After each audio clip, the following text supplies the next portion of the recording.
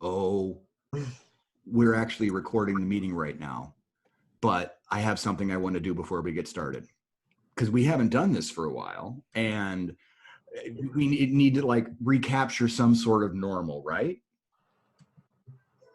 Recorded live somewhere. It's hard to believe you're saying that. I know, I'm a little teary. So recorded live somewhere in Skokie, but not necessarily in Skokie. I'm in Chicago. Where are you, Ilene? I'm in Skokie. Awesome. One of us is in Skokie, but we are all somewhere. We haven't done a podcast for a long time. Well, I know. That's And why it's I'm your dream come celebrating. true day because Yeah. we are attempting for the first time to do video and audio. So in the worst times, Ilene gets her dream come true. You know, there's always a silver lining, Scott. And I want to just comment that earlier we made a discussion about Spider-Man and Iron Man really aren't over Ilene's shoulder. It's just some very decorative busts of Spider-Man and Iron Man. Or are they? Or are they? Anything can happen day here in these troubled times. I keep going back to that. How have you been? You know, surprisingly good. I mean, everybody's had, I'm sure, ups and downs during this. I think the torrential rain the other day was a little much. And well, I think, 2 days really. I mean, yeah.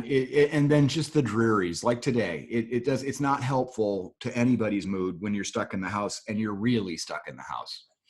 But you know, there's always the ups. Like I realized we didn't get water in, so lucky compared to so many others. Yeah, so many others. I mean, all over Facebook. I think there were neighbors and things, friends talking about how much water they were taking in the basement. And then the heartbreaker was they, Friday night it did it. And then Saturday they cleaned up and then Sunday it did it again. So they got really backing me up on the, let's wait to clean. Like sometimes you get the payoff, but also like hearing things like killer hornets, really backing up all my fears, stuff like that. Right. It just validates me. So I'm fine through this. I feel good. I have suspected there were killer hornets always. Yeah, well, I think that was one of the plagues, but I don't know if flooded basements. It's when we get to that whole firstborn thing that I'm going to be a little worried. Yeah. So far, so good with that. It's been, I know I'm in Chicago and got Lori Lightfoot's right out by my door to make sure I don't go anywhere. So, I feel safe and sound on that. But I do, the social distancing is a thing and we're all good with that. And this is kind of the first time I've seen you. When was the last time I've seen you? It's in person. It's been months, but so this must be very exciting. I know. I can hardly contain myself. We had been doing the podcasts from different locations and meeting with different members of the community and talking about specific topics. And we hadn't done one since we did that Worlds Collide with Inside the Skev. It was the holidays. It was just everything kind of piled on top of each other. And everybody got busy. But the thing is, when I think back to life before how we're living now, right? It's almost starting to be that part seems unrealistic, a lifetime away. Even when I'm watching a show on TV and everybody's out to dinner, I'm like, oh, okay, as if, where they're all at a crowded bar and you're like, oh, that seems crazy. It does. And I kind of miss some of that, but I've also gotten used to this. It's been a challenge and it's been an adjustment for everyone. And, the arguments on social media are kind of interesting. Don't read the comments. The whole wear a mask. I mean, I wear a mask. You wear a mask. When we can't get our hair done, I am grateful to wear a mask. This is my Corona cut. It isn't exactly great, but times are tough. I finally did trim the beard back so I don't look like I just crawled out from under a rock, but it is what it is. And I do go out for long walks and I, social distance walk with friends. try to stay connected. I think it's Zoom has important. become a thing. Zoom. So I've been Zooming for a long time. I know that when I was first studying to become a coach and stuff, taking classes, we did Zoom calls all the time, so I'm comfortable with them. I now Zoom a lot of my clients, so it's more than I used to do Zoom.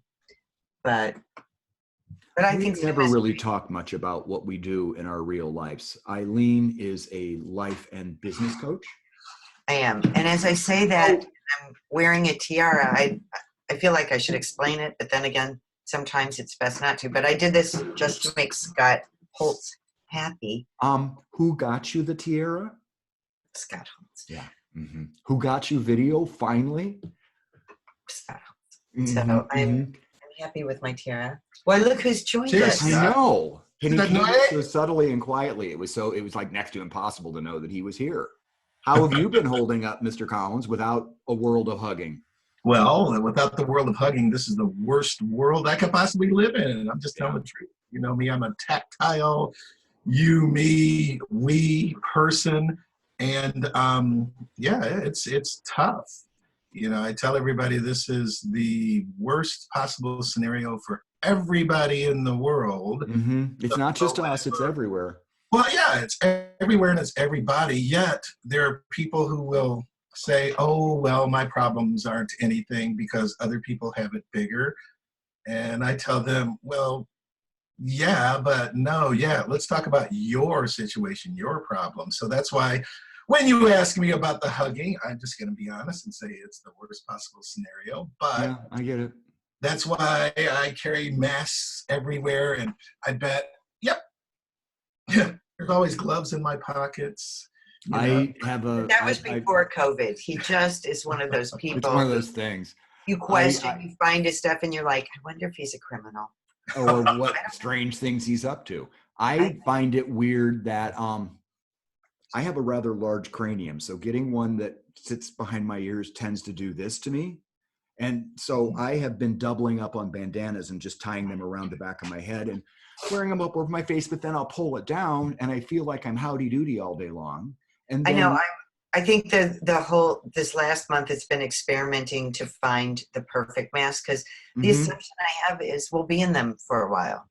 Well, and while in other countries masks have been a norm for a while, we're behind, we haven't been. And, what I've been saying since this happened, if, summer fairs, craft shows, things like that were happening, the number one item this summer would be masks. Every craft vendor out there would be cranking out bedazzled, fancy masks because it's for so many people becoming part of the wardrobe. I just read something that if 80% of the people would wear a mask, you could really curve this thing quicker. And the mask is not to protect me from you.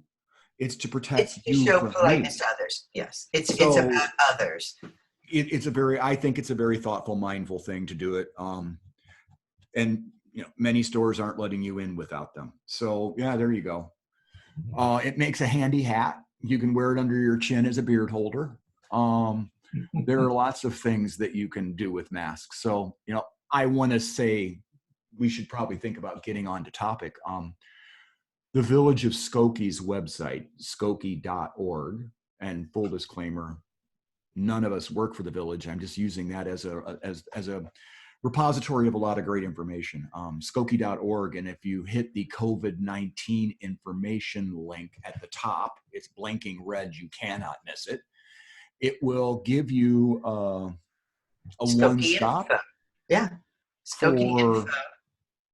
Business resources. Is our friend Anne, is this her project, her baby? I think it's a group project. I think all the departments in Village Hall are working this. Are working on this, and I think she's the center point to get that information out. So it's out there.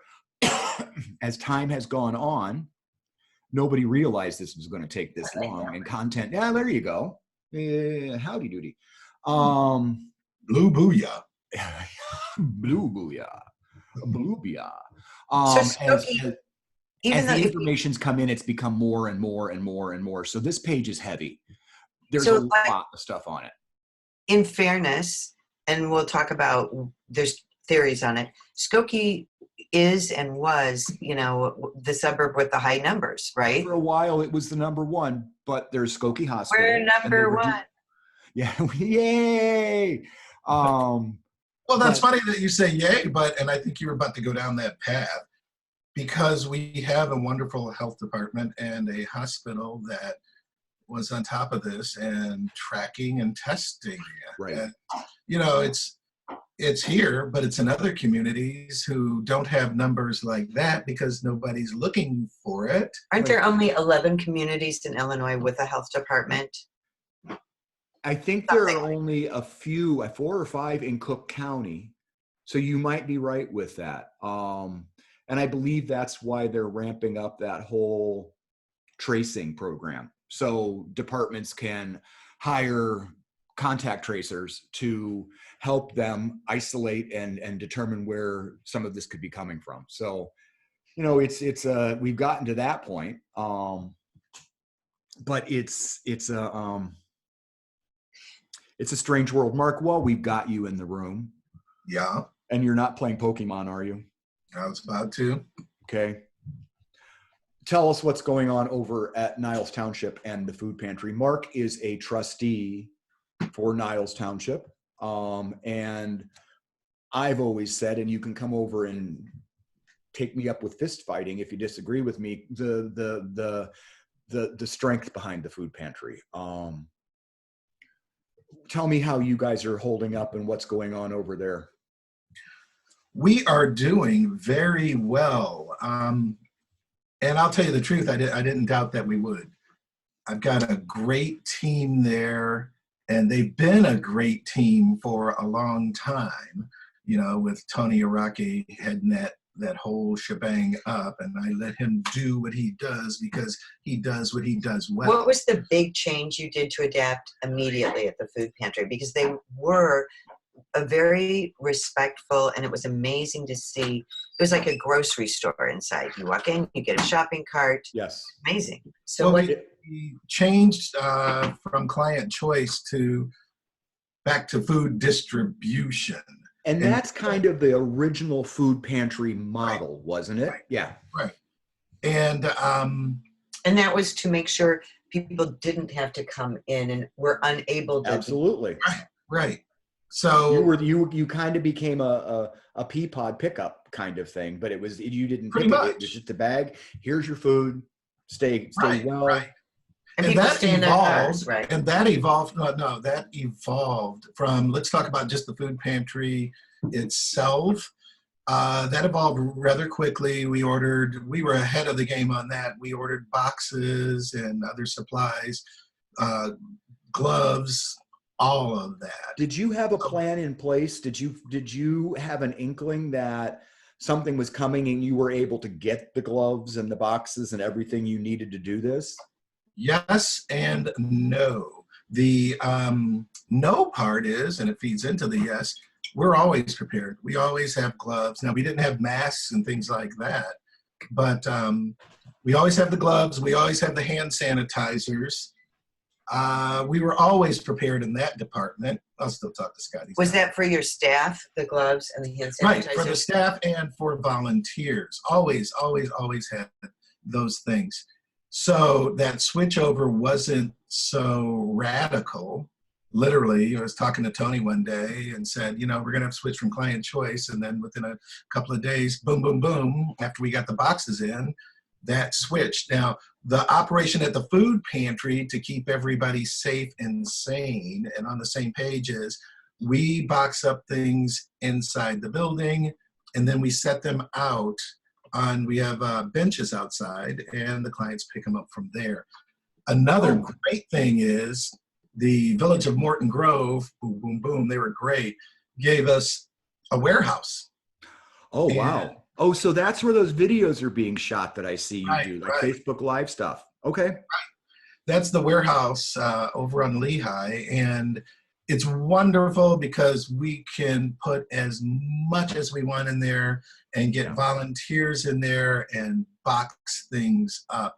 And how that works is we have a lineup of volunteers and a lineup of food, and the boxes slide down, and each individual puts their individual item in there. We seal it up, we take it outside, the cars line up, and we put it in the car. Nobody gets out of the cars. That makes sense. I saw early in this that the floor of the United Center was turning into an overflow for one of the big food depositories that gets food to you guys. So Greater Chicago. Overstocking and piling up, and right. You need that big open space to be able to stage all that. I'm glad to hear that you guys have done that.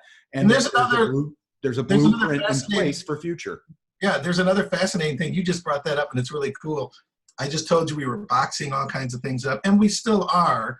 But what is happening down there is they are boxing things up too. And lately, we just get finished, completed, packed boxes. Pre-packed boxes. Pre-packed.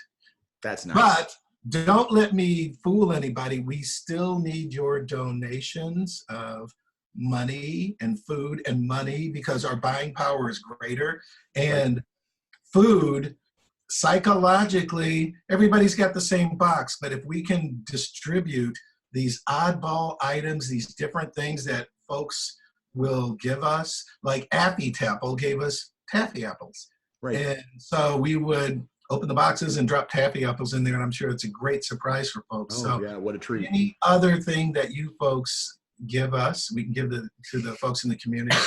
It's great stuff. It's a pick-me-up for the brain. Quickly, because I know we have a special guest. I just wanted to say, is there have you guys been serving more people in answer to the situation? There's so much job loss, so much financial fear and uncertainty and immediate emergency for many people.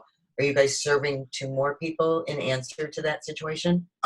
Yes, the numbers aren't up as much as you would think. I think we're around someplace between 7,000 and 8,000 right now. Wow. But I have a sneaky suspicion that was because the onset of this, lots of people started stocking up this, that, and the other thing. And lots of people didn't want to go outside. Right. Yeah. So as this kind of goes on, I think that mindset of, boy, I'm not so afraid to go outside to get food because I need it and it's out of necessity. So I predict those numbers are going to escalate. Mm-hmm. When you thought they would escalate at the beginning, no, I think it's going to happen in middle June, into July. Usually in the summer, June and July, our numbers go down. Mm-hmm. It's not going to happen this year. They're definitely going to go up. And because of the jobless rate. I mean, sure. Well, the economic situation is not improving for, on the whole. It's definitely a scary time for people. I will put in the show notes a link to the Niles Township Food Pantry. I'm writing this down as we go. If we didn't have a camera, you couldn't see me doing all this housekeeping. But I do want to reinforce that the village's website with the COVID-19 information has everything from where you can get a mask to the recent numbers for the community to business support links, personal support links, anything, any information. What you might need to do if you felt like you were sick with COVID, yes. There's information for that, which a lot of people want to know, like, when do I need to seek help? Where would I go? Where is testing? And way at the bottom of the page, I mean, and this thing just scrolls on forever. So there's a lot of information on one page and a lot of links in and out, and it can be overwhelming, but just take a look at it. Below that symptoms section, there's a village services frequently asked questions section, which covers, how village services have been impacted, how village meetings are scheduled and canceled, and how they can happen. One of the most important things you can do is click that how to stay informed link and sign up for the village's email list, because that will once a week drop new Skokie in your inbox. Just signed up for that. Yeah, well, and that's, people have said to me, Scott, how do you know what's going on? Well, I sign up for email lists and I read the stuff. I think they said, Scott, how of all people do you know? I think why you? Mark, you said something, and I'm going to give our special guest a heads up. You said something that was kind of timely, and it seems like you're stalling to remember what it was. no, I wrote it down. Safe and Okay, sane. good. One of the strengths of our community is the not-for-profits that are there. We've gotten to know a lot of these not-for-profits through working together and doing these podcasts. I'm on the board of Turning Point Behavioral Health Center on Skokie Boulevard in just outside of beautiful downtown Skokie. Can you tell us what Turning Point is before you? Well, I think I'm going to let Noy do that. Can I do it? Okay. Because I think he can do it better, and he gets paid to do that. We've talked to Ann Rainey before, but Ann decided that it was time for Noy to talk. And Noy, I've got a question or two for you, and then Eileen's going to have some questions. Sure, also. sure. And so will Mark, and we'll go from there. They said stay safe and sane. That was one of Mark's words. And tell me first of all, what is Turning Point, and how can it help us stay safe and sane right now? Sure. So first, good morning to you all. Good morning. Listening to you all in the green room, so to speak. You guys are hilarious. People in the green room can hear us? Yes. Yes. See, and this is all new for us too. I mean, I saw your little avatar down there and knew you were holding on it, but this is the first time we've done this remote. Yeah, and this is my first podcast. I'm really excited to be here. So thank you for having me. Yeah. You probably didn't know people are supposed to wear tiaras in a podcast. I did not, yeah. First time, I wouldn't have expected you to be prepared. I wanted to explain it, but go on. Maybe next time, yeah. So Turning Point. Because we aren't all together, we can't give you the guest tiara, so we'll have to work out a courier service or something for that. Maybe some sort of paper tiara I can So Turning Point is? Yeah, so as you all know, I think, we are a community mental health center in Skokie. We are on Skokie Boulevard between Main and Oakton. We've been around since 1969, so we've been here for quite a long time and pretty established in the community, and have built lots of partnerships and have developed our programs to meet the needs of our community. In fact, but we meet the needs for more than just Skokie at Turning Point. Is that true? Absolutely, yes. We don't have a catchment area, so as long as you can get here or give us a call, we'll help you. And our mission is solid support when you need it most. And right now is a time when most people need us most. So when the state, started the shelter-at-home order, we had to close. And so from that point on, we haven't seen clients in the office. But we worked really hard to open up our services virtually. And so now we offer phone services as well as video for all of our case management and individual therapy sessions. And we've continued to add more groups to our Zoom platform. I'm happy to say that more than 50% of our groups are on Zoom now. So we're engaging clients in that way. Noy, do you see, aside from the fact that you aren't going into the Turning Point and seeing people in person, but because of the situation and the pandemic that we're in, what are some of the maybe unexpected changes or changes you guys have been able to navigate and notice during this time period? Yeah, I think folks are really struggling with finances and employment and housing. So we're trying to find resources for that. And I think folks just really need someone to talk to about what's going on in their lives right now. So we actually are part of the state's Call for Calm text line, where folks can call and just have someone to talk to about whatever it is they're going through right now. And it's Call for Calm text line. Is it because people text and say, call me right now? Or how does that work? Yeah, so they can text talk or hablar if they want to talk to someone in Spanish. The number is 55-2020. And then someone from an agency such as ours will call them back within 24 hours. Nice. To manage whatever's going on. Nice. Yeah. Mm. So, obviously, I think you really hit on something when you said, people are scared financially, people are insecure financially. Do you have social workers? Because I can't imagine, was that a part of the service that you spent much time on before this situation? So we had a case management team who will help folks obtain benefits. Mm. So I think right now that's something that we're doing more of. So we're on the state's website, to get people linked to those things like unemployment and just Medicaid and financial assistance. Yeah. Are you seeing a lot of people who weren't using the many services at Turning Point? Are you seeing different and more people coming in because of the situation we're all in? So I think we are getting calls through Calls for Calm for sure, who were not Turning Point clients.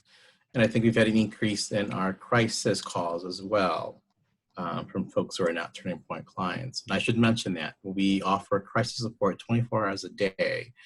So if folks call our main number, they will be able to talk to a crisis worker. And what number is that? Just to Our main number is 847-933-0051. And folks just need to follow the prompts to get to a crisis worker. I'm surprised you have all these numbers and these website addresses and all this stuff all set. You didn't accidentally give your own number and. Noy, did we discuss initially what your position is at Turning Point and how long you've been with them?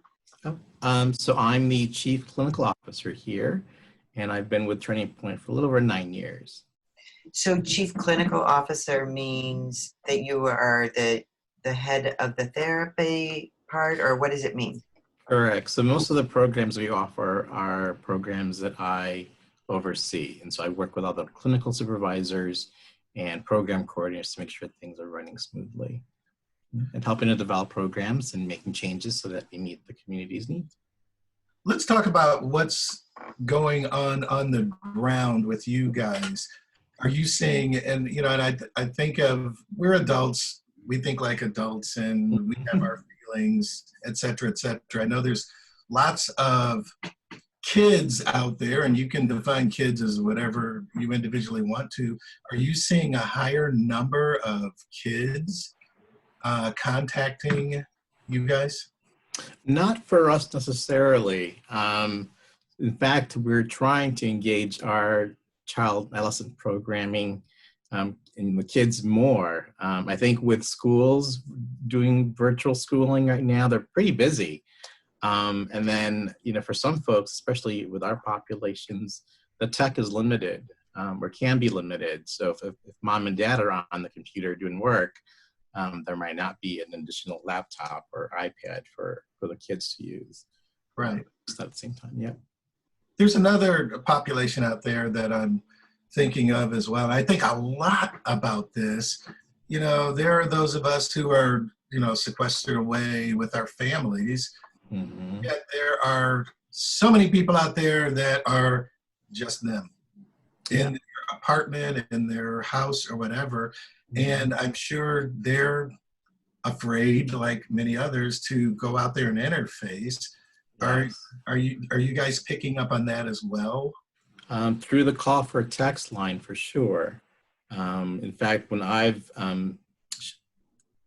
had a shift for Call for Calm, the calls that I've had have been from folks who are by themselves, who may be struggling with the loneliness and on top of whatever medical or mental health issue that they're already struggling with.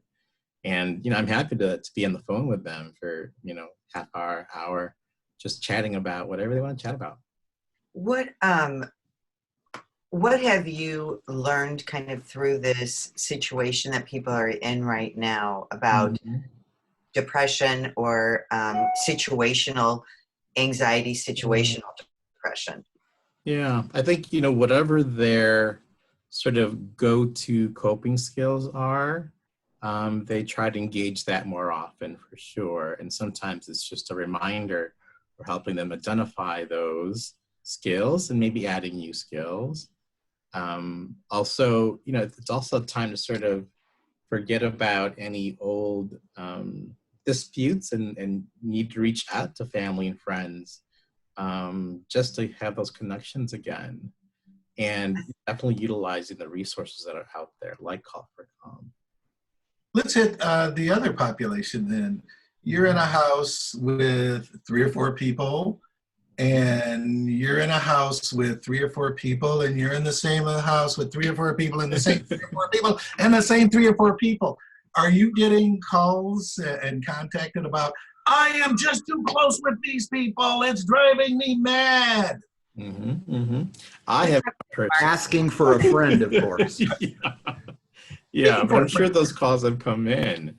And, my suggestion is to, try to find space in the home or go for a walk so that you're taking some time away from those folks. Maybe, calling other people so that you have different people to talk to. So the general idea is stay in contact with others, with people who aren't here, with people who are across the country, across the world, and of course, by virtue of what we're doing right now, it's easily done relatively, sure. right? Absolutely, yeah. Well, Noy, we should probably let you get back to your day of work because you are still working a regular schedule, and I see you're in your office today. So I know that Turning Point has got all sorts of safety things in place for you, Yes. and eventually when the clients and the public can come back into the building. So thank you very much for joining us today and being the guinea pig. Hey, before we let Noy Absolutely, go, yeah. Scott, before we let him go, I'm going to get a little personal. Noy, how is it like for you? What's your world like? I mean, you're working, and I'm sure you're totally involved, but what are your feelings lately? Yeah, so I'm lucky enough to have a very large family and a group of friends. Friends are also in the same field, social work and counseling. So we are able to have a Friday night happy hour, if you will, and sort of process the week. And I'm also fortunate enough to be able to come to work during the week, not full time, and so we do a lot of work from home. But having that, home and work separation has been helpful for me. Well, you are definitely one of the essential. So thank you for doing what you do. And I'm going to see if I can subtly kick you out of the room without killing this whole thing. So thanks, Noy. And thank you. Have a good day, everyone. Thanks, Noy. Bye. Okay. Yes, I want to remove Noy. So it's down to us. The gruesome threesome. Who felt like Noy, just out of his professional, can't help himself, was analyzing Scott during the call. I felt that's already done. I'm pretty sure that's why I'm on the board. It's a case study. It's a full-on case study. Well, again, how can you help? What can you do? Shop local. Do carry-in. Treat yourself if you can. If you can afford it, treat yourself to some carry-in. I guarantee you that the places that are doing curbside and delivery aren't doing well. All the businesses in our area, and especially, Skokie. just need us to help them make it through this time period. I mean, I don't want to start a list, but North Branch Yoga, my hobby business, we closed. Marge's Flowers is gone. They were planning on retiring anyway, but it's another. We've already got 2 empty spots on the north side of Lincoln Avenue. So, and spots that aren't empty, but they're not functioning, and in the future they may be empty. Once. I don't want to name names, but I have a pretty good bet on who won't be there if this. But like Mark just mentioned, needs and wants, the bakery that we all have come to love is, I'm sure they're open. You're able to get stuff from them to go or curbside, and they will. Seriously, I needed a blueberry pie. They will make you a blueberry pie. So they're going out of their way to stay in your way when this comes out the other side, and we can resume whatever normal looks like. And many of our favorite restaurants, if we love them, now's the time to show our love so that they're here and we can enjoy their food. Nothing hurts worse than, I wish we would have come more. Yep. It makes you feel a little more normal again to just, go through the drive-through and get, your favorite Butterburger or your favorite Mexican. Not to throw a plug in for Culver's, but I might have driven up there one rainy Sunday afternoon and got a tenderloin. And, I needed to not cook. Tenderloin in front of Mark. Uh-oh. Yeah, I know, Mr. Collins' personal favorite. World, that is straight from the land of yummy. But I want to tell you one good thing about Culver's, many good things about Culver's. One of the owners is serving on the Economic Development Recovery Task Force for Skokie. So they've got a very smart person with a great business mind on that commission. So who has donated and donated and donated to our food pantry, including on my birthday. My present was a big donation from her to my food pantry. And they are, like some of the other businesses, there's so many in the area, so community minded. They're always kind of giving back to the community and concerned about it. So many of the restaurants are out there feeding the first responders and feeding the people, the frontline workers are being fed by restaurants. And, I want to toss out something that we've all talked about, but the essential workers are the people right now in the restaurants and the stores who are making the least amount of money. Grocery stores, delivery drivers. And I'll tell you this. Mail carriers. And another tip. Grocery stores. You mentioned grocery stores. I go to the grocery store. I'm the one that shops. And once I talk to these guys, the same thing comes out. Yeah, I'm scared. Yep. And yet they're there all the time. So when we say essential and we think of soldiers and firemen and policemen, here's where the rubber hits the road. It's that guy in there making a minimum wage and that woman in there who's checking you out with every bit of humanity walking around them, and there they are with just this. What were you going to say, Scott? And facing all of the anger and angst out there. They're the lightning rod for everybody's problems, Yeah, but they're the same ones who are unloading the truck and putting the toilet paper out so you can buy it. Yeah, and they tell me stories of people in the stores fighting over things, and then they have to break it up. I mean, come on, people. If that's not essential, if that's not frontline, then these days, I don't know what it is. These are strange. These are strange times. None of us ever thought we'd see arrows on aisles in stores, on one-way aisles. And, it's going to take a while for people to get used to that. And the reality is not everybody listens to this podcast. Not everybody's a member of social media. So not everybody's getting the same level of news and precautionary tales about what's going on out there. We should probably think about wrapping this up unless you guys have anything else you want to throw in. I was just in line of from what you both were commenting on. I was just going to say and remind everyone, we can survive this, and we can even thrive in it to a point. And I think we should all remember not only to shop our local businesses, but to do it with the demeanor and the appreciation that we should be showing, with a whole lot more patience and a whole lot more love for the people that are there serving us. If we can learn anything, it would hopefully be to be patient about this, because it's not something that the grocery store or the bike shop or anybody that's essential right now can handle. They can help you with what you need, but they can't fix anything else. So don't take it out on them. They're there to help. And none of us have been, and this, including them, they didn't go through some kind of training program initially to, during a pandemic, you might want to do this. So they're navigating a lot. Well, and it's also a good personality trait right now, if you can possibly work it into your agenda, to think about, not getting all worked up about my garbage can not getting picked up, but maybe there's a reason that it didn't get picked up.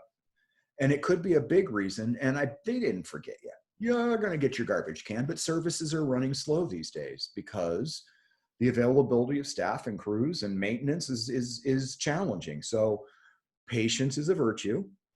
Look at me talking about virtue. I thought it was Look at patience. you talking about patience. I know. I Oh, wasn't no. which to laugh I've at. gotten much better at this. I really have gotten much better I at bet. this. Yeah. Good things will come, I think, if you wait for them. And, this is it's not applicable to what's going on right now. This is a shit show. And we're living through something none of us thought we would ever live through. But there are ways to make the best of it. And one of my goals is to every day find a silver lining to something. And that's what you Exactly. remember.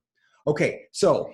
And sometimes it's through a tiara. It's wearing a tiara, and sometimes it's just quite simply getting an official mask covered. Oh, I think he's looking for you to say it. He's got to do it. Mask covered. I was gonna write it, but No. hug and booyah. Now let's see if I can get this thing down. Oh, and there's the closing theme. It's Skokie Podcast. We record live weekly someplace in Skokie. If you'd like us to come to your place, please let us know.